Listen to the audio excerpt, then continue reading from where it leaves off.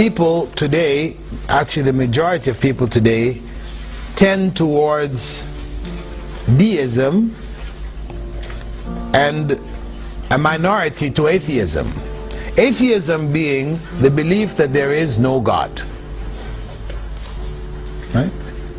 Atheism has always been a fringe belief amongst humans.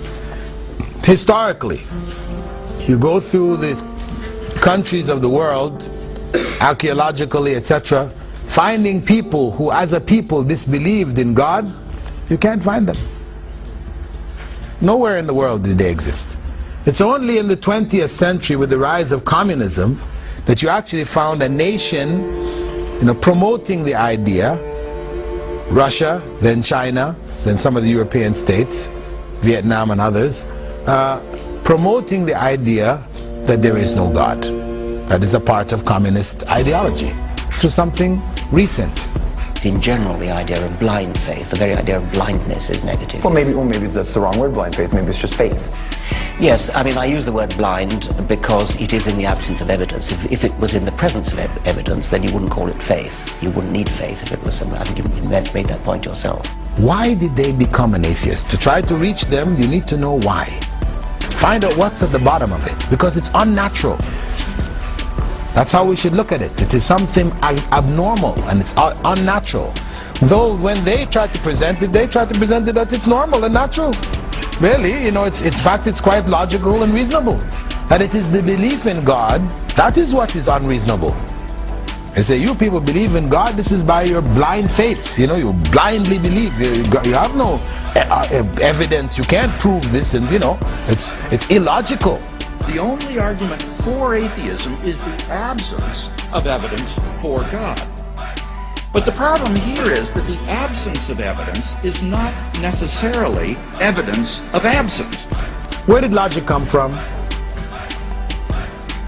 When you go to university and you take a class in logic, who do they teach you about? The Greeks. That's who they go back to, the Greeks. Logic, the rules of logic, when they teach you, there are certain rules of logic. Who laid down those rules? The Greeks. It's known that the laws of logic were laid down by ancient Greeks. Not to say that people may not have done it before, but as far as historically, archaeologically, those are the earliest records of it. Laid out systematically, the Greeks, known for their logic. The point is that the Greek logicians, Plato, Aristotle, Greek philosophers who used their minds to understand the world around them, what did they conclude? That there was no God? No. Aristotle and Plato and others concluded that there has to be a God. So if it was so illogical, how could the masters of logic come to the conclusion that there has to be a God? When we see design, we assume that it was created by a designer. The obvious, which is that the universe is finely tuned by an intelligence to sustain complex life. An intelligence that must be beyond the constraints of time and space. When I was an atheist, I saw planet Earth as being one of probably billions of planets just like it all over the universe. I saw our sun as being an average, undistinguished type of a sun. I figured as I looked up at the stars at night that there must be millions and millions of advanced civilizations out there. I just thought there was an ordinariness to our situation. This line of reasoning was totally consistent with my atheistic worldview. But what I learned later is it is not consistent with what science is revealing about the Earth. For more than a decade, Guillermo Gonzalez has researched the characteristics of a planet required to support complex life. Estimates vary, but a current list of these factors would number at least 20 and include an oxygen-rich atmosphere, a home star of the right temperature and mass, an orbital path that is neither too far nor too close to the home star, a moon large enough to stabilize the tilt of the planet's axis and the movement of its tides, a magnetic field strong enough to deflect the sun's radiation, and a position in the relatively narrow habitable region of a spiral galaxy. All these factors have to be met at one place and time in the galaxy. if you're going to have a planet as habitable as the Earth, which you need for complex and even technological life. Theorists have attempted to calculate the odds of all the necessary factors for life appearing at the same time on the same planet.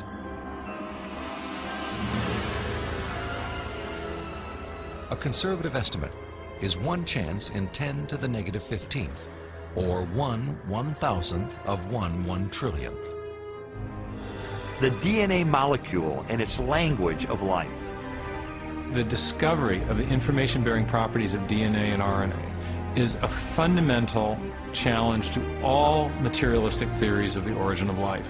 Neo-Darwinism and its associated theories of chemical evolution and the like will not be able to survive the biology of the information age. Where did the information in DNA come from? How did it arise in the first place? There is only one known cause for the origin of information, and that cause is intelligence. Whether we're looking at a hieroglyphic inscription, a section of text in a book, or a computer software, if you have information and you trace it back to its source, invariably you come to an intelligence. Therefore, when you find information inscribed along the backbone of the DNA molecule in the cell, the most rational inference, based on our repeated experience, is that an intelligence of some kind played a role in the origin of that information. The implications of the scientific evidence, coupled with Meyer's logic, are profound. If we are finding information inside every cell and every living creature, could that not be, in a sense, the signature of a creator? Sometimes we just have to kind of take our blinders off and get beyond our presuppositions and say, wait a minute, I am going to pursue the evidence of science wherever it points. And if it takes me to a very uncomfortable conclusion that there is a creator, then if the evidence points in that direction, that's the way I'm going to go. According to a lot of mainstream media, the theory of intelligent design is a faith-based idea. And in saying that, they want to dismiss it as something that has no basis in science. But the theory is not based on theistic belief. It's based on the discovery of digital code in cells, miniature machines in cells, the fine-tuning of the laws of physics and chemistry, and standard ways of scientific reasoning about the remote past in the history of life. You don't have to commit intellectual suicide to come to the conclusion that there is an intelligent designer. Because today, science is pointing more directly and more powerfully toward a creator than any other time in the history of the world. I was trained in journalism and law to respond to truth.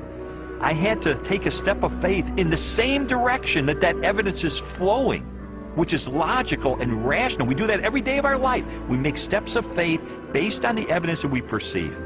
And so it was the most logical and rational step I've ever taken to put my faith in the creator that science tells me exists. So the argument from design indicates really there had to be a designer. And that is, as I said, the most common argument.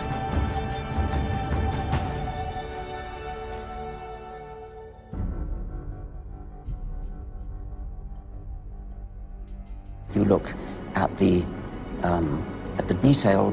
details of biochemistry and molecular biology, you might find a signature of some sort of designer. Wait a second. Richard Dawkins thought intelligent design might be a legitimate pursuit? And that designer could well be a higher intelligence from elsewhere in the universe. Well, but that higher intelligence would itself have had to have come about by some explicable or ultimately explicable process. It couldn't have just jumped into existence spontaneously. That's the point. A higher intelligence from elsewhere in the universe. But you're crazy to say it's God. Heavy, heavy, heavy. Yeah. Yes, you can say it's anything you want, man from outer space, Martians, anything you want, but not God. It cannot be God. Right. It's not allowed to be God. So when we deal with atheism, know that this is a fringe group. A group whose minds have become so darkened, you know, in terms of the light of faith and knowledge, right? Their minds have become so darkened that they reach that state.